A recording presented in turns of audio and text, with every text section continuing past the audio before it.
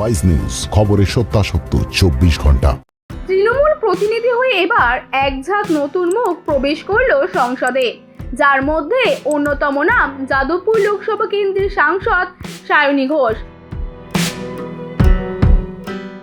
প্রথম দিন সংসদে ঢোকার সময় একেবারে ঝাঁঝালো মুডে ছিলেন সায়নী। দিদির মতোই পরনে শাড়ি, নীলরঙা হ্যান্ডলুম শাড়ি পরে নজর কেড়েছিলেন অভিনেত্রী কাম নেত্রী। চোখে ছিল সানগ্লাস, উঁচু করে বাঁধা খোপা।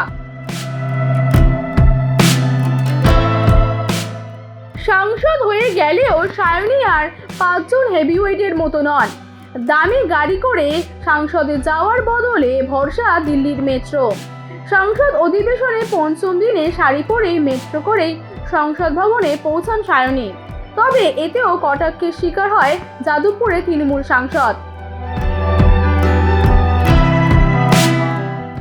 মেট্রোয় চেপে সায়নী সংসদে যাওয়ার ছবি সোশ্যাল মিডিয়ায় ভাইরাল হয়েছে। মেট্রোয় চেপে ছবি তোলার জন্য ট্রোল হলেন নবনির্বাচিত সাংসদ।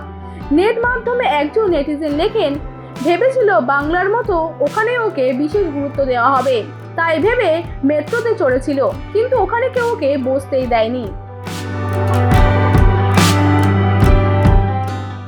অপর একজন কটাক্ষের সুরে লেখেন, সব ভণ্ডামি, এরা নিজেই ফটো তোলায় মিথ্যে পাবলিসিটির জন্য।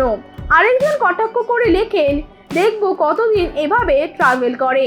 কেউ আবার লিখেছেন, ওকে তো কলকাতাতে কেউ চেনে না, দিল্লির মানুষ চিনবে কি করে।